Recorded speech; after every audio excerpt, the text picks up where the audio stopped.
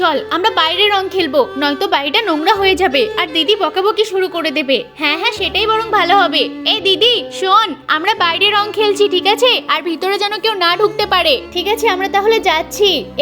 আজকে বাইরে আমরা খুব মজা করে রং খেলবো, আর দরজাটা বন্ধ করে দিই, নয়তো আবার যে কেউ ঢুকে পড়বে। ওই দেখ ভাই, বাইরে বের হতেই দুজনকে পেয়ে গেছি। এই মাখা মাখা এদেরকে বেশি বেশি করে রং দে। তোমরা আমাদেরকে এরকম করে রং মাখালে, দাঁড়াও তোমাদেরকেও দেখে নেব। ভূতের মতো করে দিয়ে গেছে দেখ ভাই। দিদি আমাদের রং খেলা হয়ে গেছে, আমাদের নাস্তা তো দে। হ্যাঁ তোরা এখানে বস, আমি তোদের জন্য নাস্তা দিচ্ছি। ও তার মানে এটাই ওদের বাড়ি, দরজা বন্ধ করে দিয়েছে।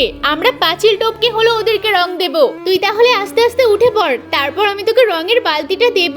আমরা বাড়িতে রঙও খেলিনি, বাড়িও কত পরিষ্কার আছে, সেটা তো আমরা হতে দেব না।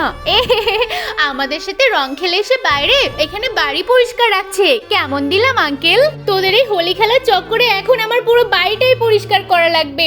কি করব, আমাদের খাবারও নষ্ট হয়ে গেল।